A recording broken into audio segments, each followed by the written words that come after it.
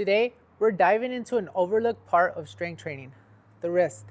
I'll be showing you 5 exercises that can help increase wrist strength, range of motion, flexibility, and stability, which, believe it or not, can help improve your release and help prevent injury.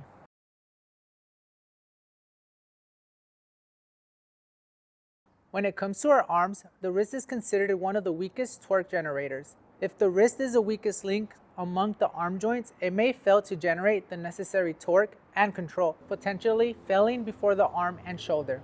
This can result in unsuccessful disc release and or a loss of power.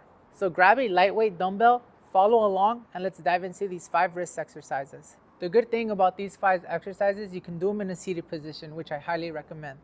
Wrist flexion or curl. What we want to do is start with our forearm on our leg. So here my right arm's resting on my right thigh. Take that dumbbell, you're going to hold it palm facing up. From here, you're going to extend your fingers downward and let the weight uncurl.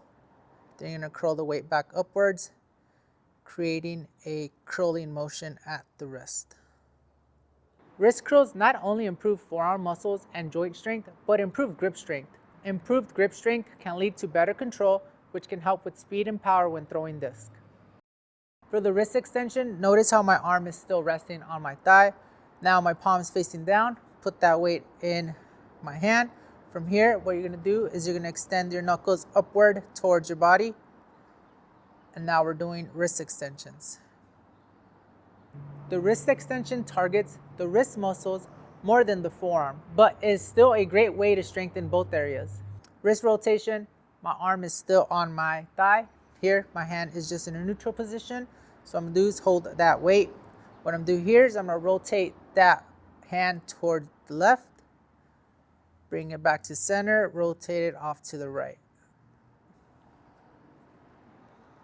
The wrist rotations are great at improving range of motion of the wrist and helping improve wrist stability.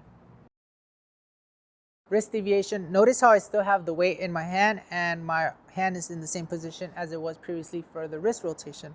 Except now what we're going to do is we're going to tilt that weight forward and then we're going to tilt it back to neutral and tilt it towards you. Then back forward, back towards me. The wrist deviation is a great way to improve strength, flexibility, and stability in your wrist. If you look closely, one of these positions should look familiar. The wrist stretch, from here, all I'm going to do is take my arm fully extended in front of me, fingers pointed up, just grab my other hand, push back on those fingers, feel that stretch through that forearm. It's as simple as that. The wrist stretch is a great way to help improve extensor muscle strength, which improve elbow, wrist, and finger range of motion, as well as flexibility. Personally, I love doing this exercise as I walk between holes as a way to help my arm recover between throws. By training the wrist muscles, we can enhance muscular strength, torque, and control of the wrist.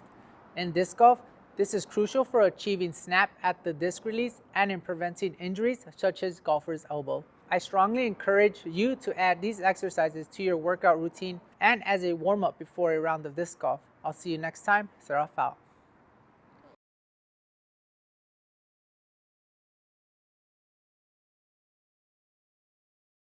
Wrist is... I know, still okay.